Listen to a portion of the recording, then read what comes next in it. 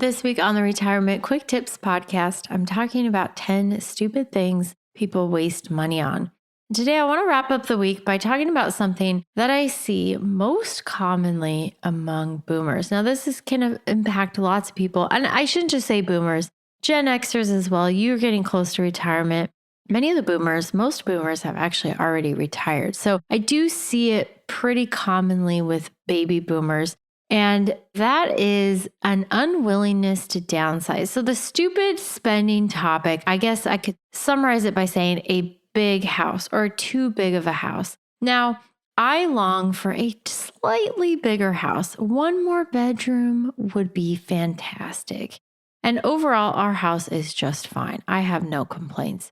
But we do have 4 kids, and when my husband and I moved in here, we had one newborn, tiny little baby. She hardly took up any space at all. And now our huge house, when we moved in, feels very cramped. And not all the time, but sometimes. And I love to work out. It would be so nice to have a room dedicated to that, or even some space in the garage for that. I wouldn't mind having a bit of a larger yard for my kids to play with, things like that. I do have like a little workout bench and an adjustable dumbbell set, but I hardly use it because I need my own space. So I go to the gym where I have my own space. That's a 10-minute drive each way. It would be so nice to have a home gym, but I do need a bigger house for that, and that's not going to happen. But problem with a bigger house is that everything costs more. And I see housing related expenses eat away unnecessarily at many retirees' investment portfolios, your nest egg.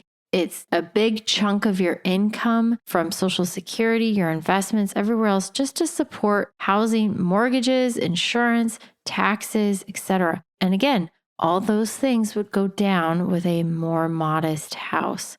But the problem that I see is rather than downsize, I see many of my retired clients upsize. They keep their existing 4,000 or 5,000 square foot house. It has a huge yard. They complain all the time about how much upkeep it is, how much maintenance it is. They got to put a new roof. They need a new water heater. They need all these things. And these are not cheap things, but they have all this extra space in their house that they're not using. And then a lot of times they'll go and buy another house, especially here. If you live in a colder climate, you see that a lot. You have snowbirds. I have a lot of clients who are snowbirds, and many of whom they want to stay put. They don't want to move out of their large home. They've lived there for 20 plus years. They've got memories there. Their kids grew up there. They've lived in that neighborhood for decades, and they don't want to leave. I get that. But the new roof, the maintenance, the insurance, the property taxes, they're all more expensive than they would be in a more modest, lower maintenance home.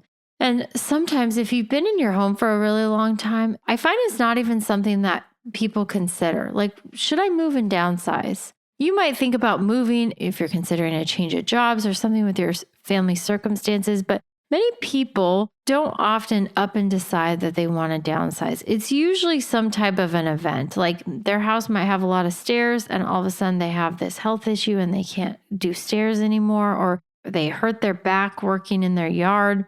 They can't afford to pay somebody to do that, and they can't do it themselves anymore either. And so what ends up happening, I see this a lot in my own neighborhood, is you have houses where on the outside, there's a house down the street from me. They have plants growing in their gutter. The yard is a mess. They obviously don't do it themselves. They do not pay somebody to do it, clearly, or they should be fired.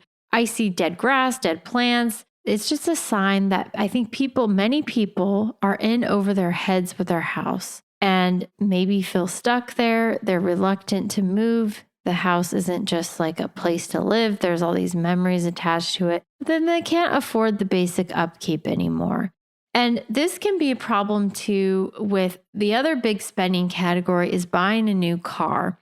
I have mixed feelings about this. Generally, buying a new car, like a brand new car right off the dealer lot, is generally one of those things that would be a stupid purchase, because for the most part, you can buy a very new car, one that's only 2 or 3 years old, and it's like 50% or 30% off of what it was when it was new. In just that first 3 years, it loses like a third of its value on average.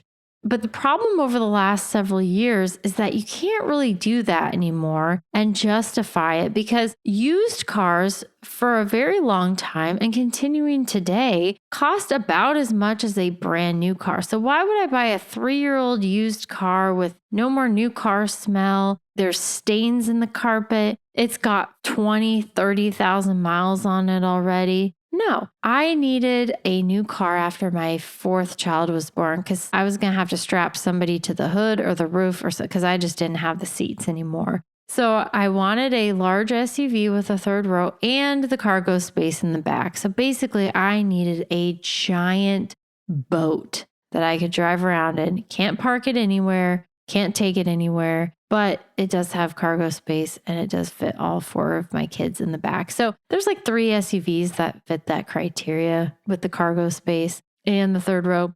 I was like, I can't justify buying a 2-year-old car because it's more expensive than a new car. And that was how messed up the market was back then, 2 years ago or so when I was buying this car. And maybe it still is. I don't know. So I ended up buying a new car. Wanted something reliable. I wasn't going to buy something more than 3 or 4 years old anyways. And when I looked at the prices in that year range, I was like, oh, the miles are high and they want top dollar for this piece of crap. And so I bought a new car with a nice warranty. We just decided that in that point in time, a new car was the best option. That was the first time I've ever bought a new car. And if I had to go back, I would have much preferred to buy a used car and keep more of my hard-earned dollar in my bank account, knowing that the car that I just bought and paid top dollar for brand new is already lost at this point, probably about 25% of its value. So I don't like the idea of buying a new car. I kind of think it's a stupid decision for most people. Sometimes it can make sense. I certainly justified it in my situation. I've had clients where I've had this conversation with them too. And because you can't put off buying a new car for that long. If you need a new car, sometimes you just got to get a new car. And with the way the market's been the last few years, that's sort of been the best option. All right, houses and cars, they are the biggest purchases we make. So it's very important to think long and hard about the options, the trade-offs, and especially with both cars and houses, the ongoing costs and upkeep, and make sure that you're not placing a burden on yourself financially when you sign up for these things. All right, that's it for today. Thank you so much for listening. My name is Ashley Michike, and this is the Retirement Quick Tips Podcast.